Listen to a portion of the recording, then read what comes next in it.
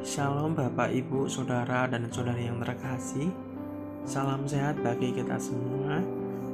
Di pagi hari ini mari kita bersama-sama merenungkan kebenaran firman Tuhan sebelum kita melakukan aktivitas di sepanjang hari ini. Sebelum itu mari kita bersatu di dalam doa. Terpujilah Allah yang agung, sungguh ajaib namamu bagi kehidupan kami. Sungguh namamu mulia. Terima kasih untuk kebaikanmu bagi kehidupan kami. Kami bersyukur ya Bapa, bila mana di pagi hari ini kami dalam keadaan sehat sukacita. Itu semua karena anugerah dan cinta kasih-Mu terhadap kami. Bapa, kami akan merenungkan kebenaran firman-Mu. Biarlah firman-Mu ini menguatkan kami, menegur kami, sehingga firman-Mu ini menjadi pelita di dalam kehidupan kami. Terima kasih Bapa, kami siap membaca dan merenungkannya dalam nama Yesus. Amin. Bapak, Ibu, dan saudara-saudara yang terkasih, renungan kita di pagi hari ini bertema persembahan yang terbaik, yang terambil di dalam kitab Markus 12 ayat 41 sampai 44. LAI atau Alkitab Indonesia memberi judul Persembahan Seorang Janda Miskin. Pada suatu kali Yesus duduk menghadapi peti persembahan dan memperhatikan bagaimana orang banyak memasukkan uang ke dalam peti itu. Banyak orang kaya memberi jumlah yang besar.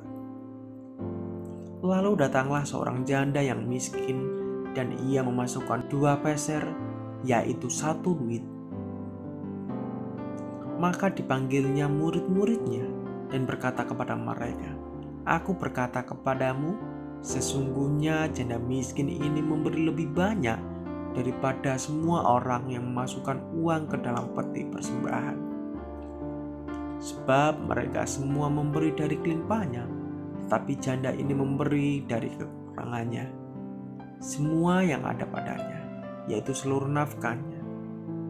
Janda yang miskin di dalam Markus 12 ayat 42, lalu datanglah seorang janda yang miskin dan ia memasukkan 2 peser, yaitu 1 duit. Lukas 7 ayat 13. Belas kasihan Yesus terhadap janda ini menunjukkan bahwa Allah mereka kasih dan kepedulian yang khusus bagi para janda atau siapapun yang sebatang kara di dunia ini. Alkitab mengajarkan hal-hal berikut. Yang pertama, Allah adalah Bapa bagi anak yatim dan pelindung bagi para janda. Di dalam Mazmur 68 ayat yang ke-6, mereka berada dalam pemeliharaan dan perlindungannya yang khusus. Dan juga di dalam Keluaran 22 ayat 22 sampai 23 dan juga di dalam Ulangan 10 ayat yang ke-18.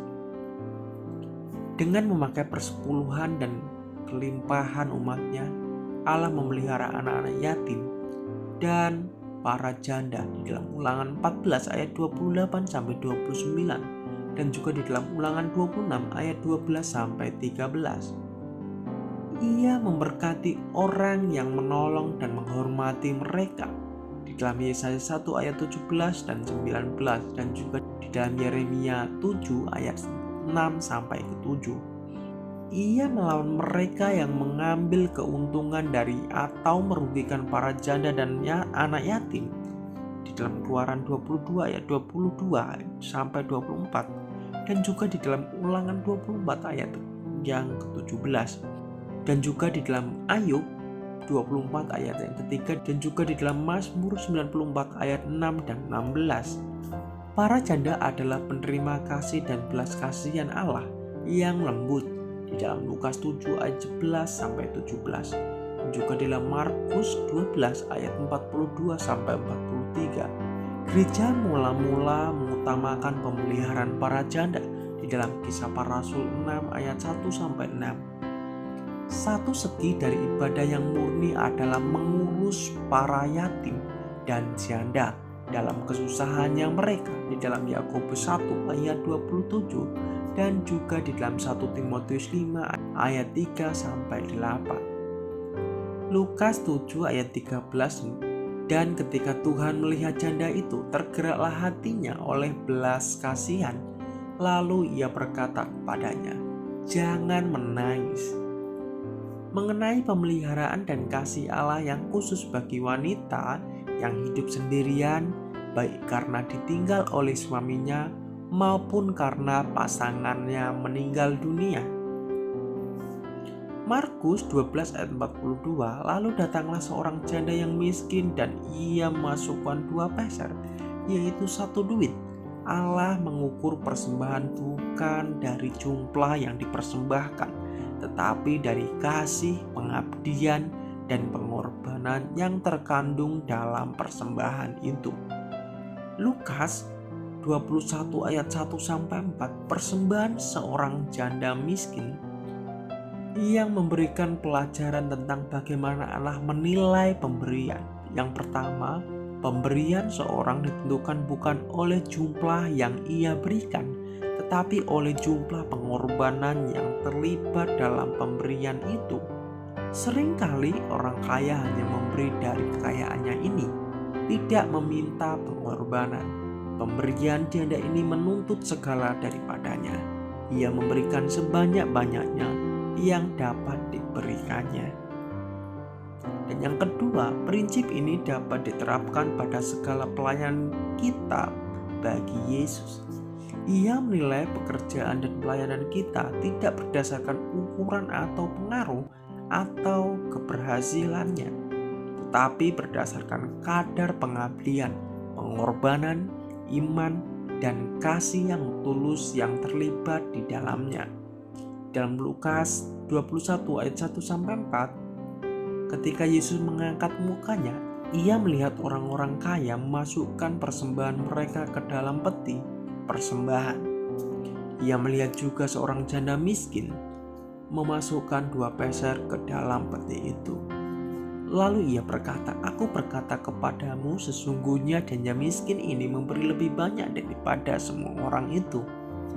Sebab mereka semua memberi persembahan dari kelimpahannya, tetapi janda ini memberi dari kekurangannya. Bahkan ia memberi seluruh nafkahnya." Amin. Mari kita bersatu di dalam doa. Bapa Surgawi, Bapa yang kami kenal di dalam nama Yesus Kristus, kami bersyukur untuk perenungan kebenaran firman Tuhan di pagi hari ini. Ya Bapa, ketika kami memberi ya Bapa, biarlah Engkau melihat hati kami Bapa. Ketika kami memberi, kami mempunyai hati yang tulus ikhlas ya Bapa. Baik mempersembahkan korban syukur kami di gereja kami, bahkan kami menolong sesama kami. Tuhan, Engkau melihat hati kami, Engkau melihat ketulusan hati kami. Biarlah semua yang kami lakukan itu ya Bapa sebagai hormat untuk kemuliaan nama-Mu. Terima kasih ya Bapa. Ini doa seruan kami. Biarlah Tuhan yang memberkati kehidupan kami sepanjang hari ini. Bila Engkau dapati kami sedih ya Bapa, Engkau kuatkan kami Bapa, Engkau hiburkan kami. Dan bila mana Bapa, Engkau dapati kami yang sedang sakit ya Bapa, Engkau pulihkan ya Bapa di dalam satu nama Yesus Kristus. Biarlah kuasa pilur-pilur Tuhan memulihkan kehidupan kami. Kami menyerahkan kehidupan kami, sukacita yang daripada Engkau. Di dalam nama Yesus Kristus. Haleluya. Amin. Shalom, selamat pagi, selamat beraktivitas. Tuhan Yesus memberkati kita semua.